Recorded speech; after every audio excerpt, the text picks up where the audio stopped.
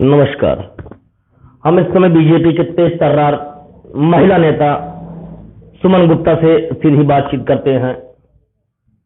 सुमन गुप्ता नाम पहचान में काफी समय से है, बीजेपी के लिए काफी तेज तर्रार काम करती हैं। बीजेपी में रह करके महिलाओं के उत्पीड़न से ही तमाम अन्य मामलों को लगातार उठाती रही हैं। इनके नाम की पहचान इतना है कि क्षेत्र में कहीं भी पूछा जाता है तो बताते हैं कि सुमन गुप्ता कौन है। इनके द्वारा महिलाओं का उत्पीड़न पे खास तौर पे तवज्जो दिया जाता है, महिलाओं की सुरक्षा के लिए विशेष ध्यान दिया जाता है। आज उनसे खास बातचीत किया जाता है कि यहाँ विधानसभा टांडा के प्रत्याशी कपिल देव वर्मा को समर्थन दे रही हैं। आइए जानते हैं कुछ खास बात। ये बताइए कि अब की बात टांडा विधानसभा में कपिल देव वर्मा को जो टिकट दिया गया है, क्या आपको लगता है कि यहाँ से विधानसभा निकाल लेंगे? जी बिल्कुल। कैसे निकाल लेंगे? क्योंकि कपिल देव वर्मा में इतनी ख्वाहिश ऐसी उनके अंदर ये ताकत है कि वो जो है हर एक, कभी जात वात नहीं देखे, कभी धर्म उन्होंने नहीं देखा, कोई उत्पीड़न व्यक्ति उनके पास पहुंचा है या महिलाएं पहुंची है, महिलाओं का उन्होंने सम्मान दिया है, मातृ शक्ति के रूप में उन्होंने देखा है, बहनों के रूप में देखा है।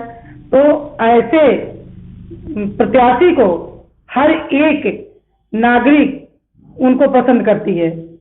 हमारे माननीय श्री कपिल देव वर्मा जी इतना अच्छा काम, जब जिला अध्यक्ष थे वो, तो बहुत अच्छा काम उन्होंने किया है पूरे जिले में। आज तो वो एक टांडा विधानसभा लड़ रहे हैं विधायकी, और उसमें उनको मुस्लिम वोट भी मिलेगा और हर एक अन्य बिरादरियों का वोट मिलेगा, क्योंकि वो नेता नहीं, वो सबके बेटा बन के चुनाव लड़ रहे हैं। अच्छा, ये बताइए उसी विधानसभा में जैसे राम मूर्ति वर्मा भी लड़ रहे हैं जी, विधानसभा टांडा में राम मूर्ति वर्मा भी लड़ रहे हैं जी, तो क्या इसका प्रभाव नहीं पड़ेगा कपिल देव के ऊपर? कोई प्रभाव नहीं। अच्छा, क्या समाजवादी पार्टी अगर मुस्लिम कैंडिडेट उतारी होती तो प्रभाव पड़ जाता? हाँ, थोड़ा बहुत प्रभाव पड़ता, लेकिन उतना नहीं, क्योंकि कपिल देव वर्मा के अंदर इतनी जनता के प्रति जो है प्रेम है कि वो हर काम को अपने लिए नहीं, जनता के लिए वो काम करते हैं।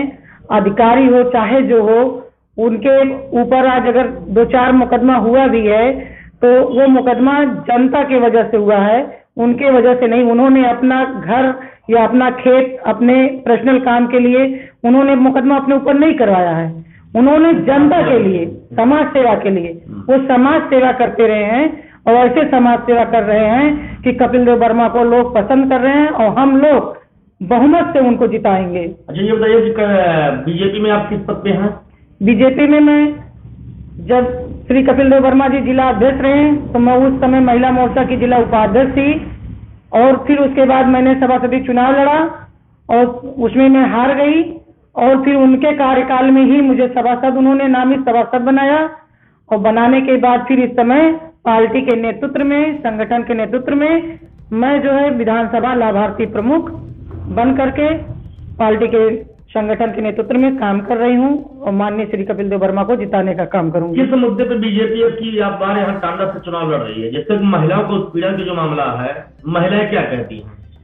महिलाएं इस समय जो है जितना सुरक्षित हैं, पहले सपा सरकार थी, सपा सरकार में महिलाओं के साथ छेड़खानी, बलात्कार, बहुत सब कुछ होता था, महिलाओं को चलना दुश्वार होता था, और इस सरकार में महिलाएं सुरक्षित है, इसलिए महिलाएं जो है समर्थन बीजेपी को कर रही हैं। महिला समर्थन कर रही हैं? जी बिल्कुल। नहीं, तो अभी तो बताया गया कि पूर्व चुनाव में, जैसे अभी चुनाव हुआ था, ये क्या कहते हैं, क्षेत्र पंचायत का, जिला पंचायत का, इस दौरान तमाम चीज रहा हुआ, बीजेपी के कार्यकर्ता ही नहीं, वो तो मानसिकता की बात है उन लोगों की, यानी कि सोच गलत है, यानी कि बीजेपी के नाम से कोई और बदनाम किया बस जी। ये बताइए कि क्या योजनाएं जो है धरातल में 5 साल बीजेपी सरकार रही, योगी जी मुख्यमंत्री रहे, क्या 5 साल में उनके द्वारा किए गए वादे पूरा हुए हैं? बिल्कुल पूरा हुए हैं। कौन सी वादा पूरा हुआ? बिल्कुल पूरा हुआ। उन्होंने जैसे कि उन्होंने राशन का जो ऐलान हुआ, राशन महीने में 2 बार मिल रहा है, किसान निधि का जो हुआ जनता के बीच वो भी पहुंचा है, हर एक चीज, माननीय प्रधानमंत्री मुख्यमंत्री का दोनों लोगों को वादा जो किए थे, दोनों लोगों का वादा वो पूरा हो रहा है। आयुष्मान कार्ड जो 5 लाख का है जनता के बीच में वो भी पहुंचा है कि किसी को बीमारी हो जाती है तो 5 लाख वो बीमा मिलेगा, उनको पैसा मिलेगा, उससे वो अपने इलाज करा सकते हैं, वो भी मिला है। और आपको मैं बता दूं कि आयुष्मान श्रम कार्ड इस समय बन रहे हैं, उसमें भी 1000, विधवा पेंशन, वृद्धा पेंशन उन्होंने कहा था, और विकलांग पेंशन पहले जो सपा सरकार में था 300 रुपये आता था, हमारे माननीय मुख्यमंत्री जी ने 500 बढ़ाया, 500 बढ़ाने के बाद आज के डेट में उन्होंने 1000 कर दिया है। तो ये सब जनता के बीच में पहुंची है। मुख्यमंत्री आवास योजना, मुख्यमंत्री आवास योजना वो भी जनता के बीच में पहुंचा है। प्रधानमंत्री आवास योजना वो भी जनता के बीच में पहुंची है। शौचालय का मुद्दा जो बहन बेटियों को आज इज्जत मान सम्मान रखने के लिए उन्होंने किया, तो आज महिलाएं बाहर नहीं जा रही हैं, आज महिलाएं घर के अंदर ही उनका टॉयलेट बना के जो है दे रहे हैं। भ्रष्टाचार भी तो हुआ है इसी में, शौचालय घोटाला भी तो हुआ है। नहीं, शौचालय में घोटाला नहीं हुआ है, शौचालय में घोटाला नहीं हुआ है। पूरा आज के डेट में, पहले क्या होता था कि अगर 2 रुपए ऊपर से आते हैं तो उसमें 5 पैसा जनता को मिलता था, बाकी सब अधिकारियों के बीच में या प्रधान जो गांव के होते थे वो ले लेते थे। लेकिन हमारे प्रधानमंत्री ने ऐसा सिस्टम बनाया है कि आधार लागू करके आज अगर 10 रुपया 20 रुपया उनके खाते में आ रहा है तो लाभार्थी के डायरेक्ट खाते में आ रहा है। कहीं कोई दलाली नहीं, कहीं कोई भ्रष्टाचार नहीं, यानी भ्रष्टाचार मुक्त है, भ्रष्टाचार मुक्त है। कई ग्राम सभाओं में हमने देखा है कि वहां पर शौचालय के नाम पर पैसा निकाल लिया गया, गबन कर लिया गया। इनके खिलाफ जो है कार्रवाई करने के लिए कोई अधिकारी तैयार नहीं होता है। तो क्या आगामी आने वाले समय में बीजेपी कोई नया कदम उठाएगी? बिल्कुल उठाएगी। अगर भ्रष्टाचार कहीं भी रहा, भ्रष्टाचार मुक्त करने का जो है उन्होंने संकल्प लिया था माननीय प्रधानमंत्री जी, माननीय मुख्यमंत्री जी, और भ्रष्टाचार खत्म होगा और खत्म है, मुक्त किया गया है। लेकिन थोड़ा बहुत जहां बचा भी है उसको सूचना मिलने पे वो भी जो अधिकारी नहीं कर रहे हैं तो वो करवाया जाएगा। नहीं, कभी कुछ मुद्दे ऐसे थे, आपने महिलाओं के बारे में, कुछ महिलाओं के बारे में ले जा करके मुकदमा फाटा लिखाने का काम किया, जैसे कुछ उत्पीड़न में शिकार महिलाएं थी, उनका आपने साथ दिया, तो क्या कोतवाल आदि आपकी सुने कि नहीं सुने? नहीं, बिल्कुल सुने हैं, बिल्कुल। जबकि बीजेपी के कुछ मंत्रियों को कहना है, कई मंत्रियों ने बयान भी लगातार वायरल होता रहा कि बीजेपी सरकार में हमारी कोई सुनवाई थाना नहीं करती है। नहीं, देखिए मैं बता दूं, हर एक विभाग सुनती है, केवल पुलिस जो है थोड़ा भ्रष्टाचार करती है। पुलिस जो है हमेशा उत्पीड़न, जैसे कहते नहीं है कि मतलब एक दबाव बनाती है कि पहले हम नहीं करेंगे। अगर हमारे जैसे कुछ मैं हो गई तो महिलाओं का मैं सम्मान करती हूँ, महिलाओं को लेकर मैं पहुंच जाती हूँ कि ये आपको करना है तो हर हाल में करना है। हम लोग लीगल काम ही करवाने का कोशिश करते हैं, अनलीगल कभी हमने करवाया भी नहीं है। और माननीय श्री कपिल देव वर्मा जी हमेशा उन्होंने महिलाओं का सम्मान दिया है और काम किए हैं। अधिकारी तो भ्रष्टाचार मतलब भ्रष्टाचार है ही है उनके अंदर। पुलिस जो है धन उगाही के लिए केवल वो काम करते हैं कि उन्हें पैसा दे दीजिए तो वो काम करेंगे। लेकिन हमने जितना काम करवाया है, मैंने कभी पैसे की वो नहीं किया है। मैं केवल मैं सच्चाई पे लड़ाई लड़ लेती हूँ। मैं कहती हूँ कि नहीं, ये काम होना है तो होना है। अगर अनलीगल हो तो आप ना करिए, और अगर लीगल है तो आप करेंगे। अच्छा, ये बताइए क्या 2 फरवरी के दौरान चुनाव लड़ा जा रहा है बसपा ने मुस्लिम कैंडिडेट पे लास्ट समय में जो है उतारा है, तो इससे क्या होगा कि क्या वहां पर मुस्लिम बाहुल्य चुकी है, क्या फिर को जीतने देंगे? बिल्कुल जीतने देंगे। क्यों, बसपा को लाइक नहीं करते मुस्लिम? क्या नहीं, बिल्कुल नहीं करते। तो किसे करते हैं मुस्लिम? मुस्लिम इस समय बीजेपी से जुड़े हुए हैं। बीजेपी जुड़े हैं जी। कितने परसेंटेज मुस्लिम जो है जुड़े होंगे? ये मान के चलिए आपकी जो है 25-30% तो मुस्लिम जुटे ही हैं। इसकी खास वजह क्या है? खास वजह है जो उनके लाभार्थियों जो मुस्लिम हैं उनके घर पे महीने का 2 बार राशन, उनके यहाँ प्रधानमंत्री आवास योजना, शौचालय, किसान निधि, आयुष्मान जो बना हुआ कार्ड, बीमा का हो सॉरी नहीं। अच्छा, ये बताइए कि आपने कहा तभी तो बाप ने बता दिया था, लेकिन वही सारा महाराज भी तो जो है लगातार किसानों का अगर 2000 रुपये आ रहा है तो वही सारा महाराज भी तो फसलों को बर्बाद कर रहे हैं। कहीं नहीं बर्बाद हो रहा। कहाँ नहीं हो रहा? कहीं नहीं हो रहा। इस समय चुनाव में तो जो है सभी साल गायब हो गए। नहीं, चुनाव में ये है कि योगी जी को एक बार फिर वो जिताना चाहते हैं। जी कहीं नहीं, हमारे पहले आपने देखा होगा। नहीं आप मेरी बात सुनिए, पहले आप मेरी बात सुनिए। सार अगर है तो क्या माननीय मुख्यमंत्री जी ने अपने घर से लाके छोड़ा है? प्रधानमंत्री क्या अपने घर से लाके छोड़े हैं? हम ही आपने छोड़ा है उसको। क्यों छोड़े हैं हम? क्यों छोड़े हैं हम? अगर हाउस बंद हो गया, नहीं, स्लाटर हाउस को बंद कर दिया नहीं, स्लाटर हाउस बंद कर दिया गया। स्लाटर हाउस ऐसे नहीं, जिसकी परमिशन दी वो स्लाटर हाउस नहीं बंद है। स्लाटर हाउस में क्या गाय स्लाटर हाउस में कटेंगे? परमिशन नहीं है, बिल्कुल नहीं। अच्छा, गऊ एक माता है। माता तो बैल क्या है? बैल क्या है? बैल क्या है? सारथी तो उत्पन्न है। सुनिए, पहले क्या होता था कि जो बैल होता था उससे लोग खेती में जुताई करते थे और खेत से ही मतलब अपना फसल पैदा करते थे। आज के डेट में मशीनें चल गई हैं तो सारे लोग छोड़ देते हैं। यानी जो बैल जो हमें निकाली गई वो नुकसानदायक हो गई, यही कहना चाहती हैं कि बैल अब जो है बेकार हो गए। अब बैल बेकार हो गए, लेकिन स्लाटर हाउस भेजना चाहिए। और स्लाटर हाउस बनने के लिए माननीय मुख्यमंत्री जी ने तो बजट दिया है, नगर में दिए हैं। स्लाटर हाउस में गौशाला के लिए, गौशाला के लिए उन्होंने गौशाला बनाने के लिए कि जो ये सारे लोग छोड़ते हैं वो गौशाला बना करके वहाँ जो है उनकी सुविधा की जाए, खान पान का, रहने का, उनका हर चीज का सुविधा। गौशाला में तो घोटाला भी तो होता लगातार, वहाँ पर जो है तो वहाँ अधिकारी घोटाला कर लेते हैं। वहाँ पर हमारी गाय मर रही है। अभी कुछ दिन पहले देखने को मिला, तो कमी नहीं, अभी कुछ दिन पहले अम्बेडकर नगर में ही देखने को मिला कि पहले ही कब्र तैयार कर दिया जा रहा है कि इंतजार किया जा रहा है जानवर मर जाए। नहीं, ये तो कमी अधिकारी के है। तो ऐसे लोग क्यों नहीं कार्रवाई करवाते आप लोग? ये सूचना मिलने पे हम लोग कार्रवाई कराएंगे, क्यों नहीं कराएंगे? बिल्कुल। खबरों को क्या संज्ञान नहीं लेते हैं आप लोग? क्यों नहीं लेते हैं? नहीं, कभी काफी बार खबर चल चुकी है, उसके बारे में संज्ञान लेके नहीं। अभी हम लोगों ने एक बार सूचना मिली थी कि एक गाय नगर पालिका में मर गई थी, उसके लिए हम लोग धरना प्रदर्शन पूरा किए थे, पूरे अधिकारी को हमने बुलाया था वहाँ। यानी कि आप जानती हैं कि ये गलत हो रहा है। बिल्कुल, जो गलत रहेगा। गौशाला में ये गाय मर रही है, बिल्कुल हत्या है कि जो है गौशाला उनका जो है हत्या किया जा रहा है, जो स्वतः मर रही है। जी देखिए, अगर वहाँ पे उनका सुविधा हमारे माननीय प्रधानमंत्री ने बजट दे दिया और अधिकारी वो बजट ना उनके ऊपर ना खर्चा करें, उनके खान पान का ध्यान ना रखें, तो वहाँ गाय मरेगी। तो इसमें हम लोग संज्ञान में लेते हुए तो ये हम काम करवाएंगे जरूर। अधिकारी के ऊपर FIR दर्ज हो। FIR दर्ज हो? बिल्कुल दर्ज हो।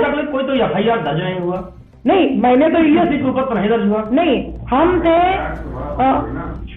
हम कई ऐसे नेता हैं हमारे थे जो हम क्या नाम है, दीपक केडिया जी थे। दीपक केडिया जी थे, उन्होंने उठाया था मुद्दा, उसमें हम सभासद थे। हम जितने सभासद थे सारे सभासदों ने मुद्दा उठाया इसको लेकर के। उस पर फिर बात हुई थी कि ठीक है अब हम पूरा देखभाल करेंगे, और उसके बाद हमको कोई सूचना ऐसा नहीं मिला कि वहाँ कोई गाय मरी हो। उसके बाद सूचना नहीं, उसके बाद कोई गाय नहीं मरी वहाँ पर हमने देखा सब कुछ। अब की बार क्या पूर्ण बहुमत से सरकार आएगी कि नहीं आएगी? जी आएगी, कन्फर्म आएगी, कन्फर्म आएगी। प्रचंड बहुमत सरकार बनाएंगे। नहीं, प्रचंड बहुमत से कैसे बनाएंगे जब पब्लिक तो ज्यादा दिखाई नहीं, पब्लिक दिखाई नहीं दे रही ना। आपको ऐसे लग रहा है ना कि पब्लिक दिखाई नहीं दे रही है। हमारी जो है अब की बार जो है बीजेपी की प्रचंड बहुमत से सरकार बनेगी। जी बिल्कुल बनेगी। कहीं ईवीएम में घोटाला नहीं हो जाएगा? नहीं होगा, तमाम कभी नहीं हुआ ये आरोप। तो ये जो ईवीएम है वो नहीं, विपक्ष इसका जिसने जो है आविष्कार किया है वहाँ पर ईवीएम में मशीन इस्तेमाल नहीं होती, तो आखिर में यहाँ क्यों होता है? नहीं, कहाँ नहीं होता, आप बताइए। कहाँ नहीं होता? इसका आविष्कार विदेशों में नहीं होता है। विदेशों में जहाँ पर इसका आविष्कार हुआ वहाँ पर ईवीएम मशीन से चुनाव नहीं होता। देखिए, जो हमारे संविधान में है, जो हमारे यहाँ है, वो मशीन चल रही है, ठीक है। और जो लोग कहते हैं विपक्ष तो कहेंगे ही। आप बताइए मुझे कि आपके खाते के, आपके अकाउंट, आपका खाता खुला हो और आपके हमें अकाउंट में पैसा डालें तो क्या मेरे अकाउंट में आ सकता है क्या? अच्छा, इसी बता दीजिए। नहीं, आप बताइए। तो सही है, आपके अकाउंट में पैसा पड़ा हो तो क्या आप ऑनलाइन है ना? नहीं, ये तो सही है। वो जीतते हैं कहते हैं कि जो है घोटाला नहीं, हार जाते हैं कहते हैं घोटाला हुआ। तो आपके अगर अकाउंट में पैसा पड़ा है तो क्या मेरे अकाउंट में पैसा आ सकता है? क्या आपने अपने अकाउंट में डाला तो मेरे अकाउंट में कहा 15 लाख रुपया आएगा, ये 15 लाख रुपया सबके खाते में क्यों नहीं आ रहा? क्यों नहीं आ रहा? 5 लाख का उन्होंने जो है दवाई इलाज के लिए आयुष्मान के तहत उन्होंने दिया, 5 लाख मिला ना? अन्य सरकारों में नहीं, अन्य सरकारों में नहीं था। कहाँ अन्य सरकारों में था? अन्य सरकारों में कहीं नहीं था। हमारी बीजेपी सरकार जब आई है तो जब हम बीमार होंगे तभी हमारे खाते में 5 लाख आएगा। आपके खाते में आएगा। आपके परिवार में अगर 10 लोग हैं तो 10 लोगों को 5 आएगा। आपको कि उन्होंने 15 लाख देने की बात की है, 2.5 लाख वो दे रहे हैं आवास, प्रधानमंत्री आवास का 2.5 लाख वो दे रहे हैं प्रधानमंत्री आवास का। आप सोचिएगा अगर थोड़ा पैसा करके 2.5 लाख आवास का दे रहे हैं, 12 लाख 12,000 जो है शौचालय के लिए दे रहे हैं, 4,000 रुपया किसान को दे रहे हैं, ठीक है, राशन दे रहे हैं। तो ये बताइए लॉकडाउन में हर लाभार्थी जो जनधन योजना खाता खुला था 500 रुपया उसमें आता था, श्रम कार्ड बना है उसमें 1,000 रुपया पड़ने लगा है। तो बताइए थोड़ा आपने कहा यही कि अभी लॉकडाउन में तो जो है सरकार ने कोई ऐसी व्यवस्था नहीं की, लोग हजारों मील पैदल आए। आपके भी परिवार में रिश्तेदार में कोई ना कोई नहीं पैदल तो आया होगा, तमाम लोग मर गए। क्यों जो है नहीं क्यों सरकार ने क्यों नहीं व्यवस्था की? सरकार व्यवस्था की, सरकार ने वहाँ बस लागू किया, बस से लाके छोड़े। कुछ लोग ऐसे सुनिए, कुछ लोग ऐसे थे कि जो वो अपने से पैदल हो करके आए, फिर भी रास्ते में व्यवस्था किया गया उन लोगों को भोजन का। नहीं ये गलत है, ये गलत है। 1000 किलोमीटर आप बताइए मुझे, 1000 किलोमीटर पैदल आप चल सकते हैं क्या? पैदल नहीं चले, साइकिल लिया है, पैदल नहीं, साइकिल से भी आप चल सकते हो क्या? क्यों नहीं चल सकते? नहीं चल सकते। अभी एक बिहार की नहीं चल सकते जो है साइकिल से दिल्ली से बिहार तक अपने बाप को लेकर के गई थी, सोशल मीडिया बड़ी तेजी चला। नहीं थोड़ी दूर 1 किलोमीटर चल जाती है, उसको वीडियो बना लेते हैं, क्यों दिखाया जाता है? विपक्ष बदनाम करने के लिए विपक्ष जो है ये बदनाम करती है कि जो है हमारी सरकार को वो किसी ना किसी तरीके से मतलब ये जनता के बीच पहुंचाए कि ये सरकार कोई व्यवस्था नहीं कर रही है। तो कोविड के तहत ऑक्सीजन की व्यवस्था नहीं हुई थी? बिल्कुल हुआ था, बिल्कुल हुआ था, तमाम मौतें हो गई। पूरा व्यवस्था नहीं, मेरी बहन की तबीयत खराब हुई, उसको खुद मैंने ऑक्सीजन दिया। आपकी बहन की तबीयत खराब तो आप बीजेपी में है? नहीं, हमारे में कुछ मैंने कई लोगों को ऑक्सीजन मिलवाया है। कितने लोगों के घर में जाके देखी हूँ, कितने लोगों के घर में मैंने भोजन पहुंचाया है। माननीय श्री कपिल देव वर्मा जी साथ में पूरा वर्ग किए हैं, पूरा सब हर घर में उन्होंने भोजन और राशन पहुंचाए हैं, हर तरीके से उन्होंने मदद किया है। माननीय विधायिका जी भी जो है उन्होंने भी वर्क किया है। लॉकडाउन में लोग कहते हैं लॉकडाउन में ये लोग घर में से नहीं निकलते थे, ये नहीं करते थे, वो नहीं करते थे, लेकिन मैंने ये चीजें मैंने देखा। जैसे मंत्री जो है राममूर्ति वर्मा के आगे क्या कपिल देव टिकेंगे? बिल्कुल टिकेंगे, बिल्कुल टिकेंगे। पिछौछा के नरेश जो है मारे जाते हैं उनके आगे टिकेंगे? बिल्कुल टिकेंगे, टिकेंगे जरूर, बिल्कुल टिकेंगे। चलिए ठीक, धन्यवाद। ये रही खास मुलाकात सुमन गुप्ता जी के साथ। मैं अरविंद यादव, कैमरामैन विशाल यादव के साथ, I will run for Ambedkar।